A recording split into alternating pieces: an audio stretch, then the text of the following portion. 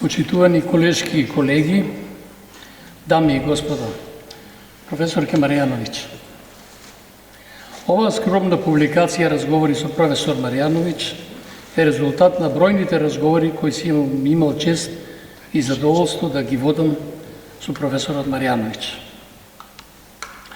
Многу одамна на професорот му бев предложил да направиме поопширни разговори за повеќе прашања од областта на правото, посебно казненото право, како и други прашања од нашиот општествено-политички живот.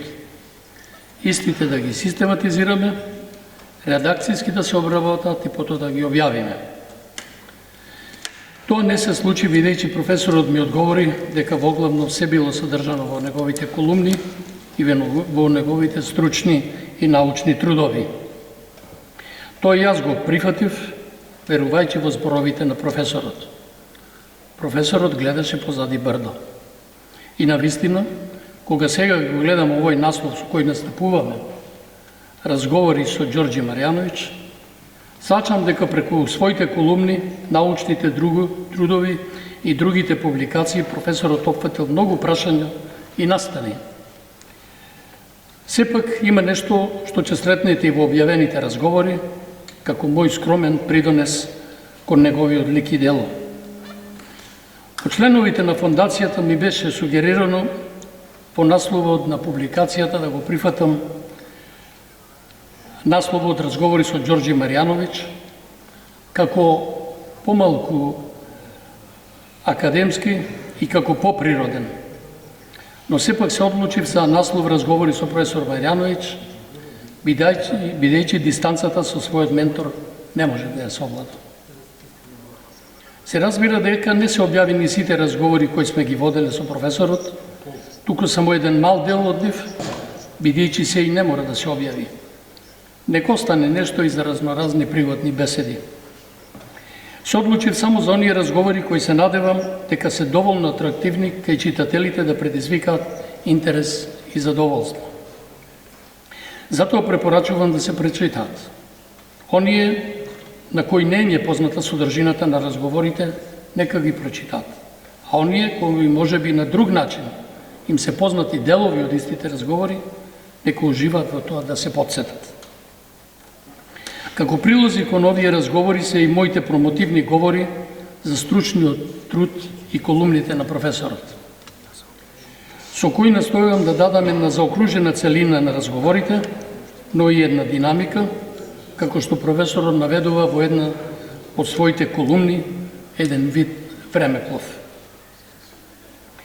Во тие промотивни говори ќе прочитате за случајот Марјановиќ, поради предлогот за укинување на вербалниот деликт како реликт на минатото и создавање на основа за реформа на македонското казнено право во насека на либерално-граѓанскиот концепт. Ќе прочитате и за времепловот на настаните опишани во колумните. Ќе прочитате уште многу нешто. Ќе откриете заложбата на професорот за Македонија пристојно место за живење, која полека, но сигурно стана предизвик во македонското општество. Веројатно приметувате дека го употребувам изразот казнено право како адекватен израз на оваа правна гранка на правниот поредок и правната наука, иако во нашиот устав оваа правна гранка е со неадекватно име, односно назив, кривично право. За жал, уставот содржи и други неадекватни имиња, кои не приморуваат да ги употребуваме, како не би го предизвикале гневот на надворешните дужебризници и внатрешните уикофобисти со кифозни кичми. Тие луѓе како да не свачат дека животот се одвива според Хераклит. Очигледно дека не свачат дека и употребата на изразите кои прозлегуваат од реалното, природното право, не се никаква грешка, а уште помалку греф, заради што и јас така ги употребувам. Почитувани, ако критиките околу публикацијата бидат позитивни, тоа е заслуга само на професор Марјановиќ. Ако не, тоа е мој пропуст. На крај, за жал, овој пат поскумно, сакам да се заблагодарам на мојот ментор, професор Марјановиќ, за бројните разговори и големата доверба кон мене. Професорот не е со нас, меѓутоа е меѓу нас, бидејќи остави богато творештво, а да создаваш, значи два пати да живееш.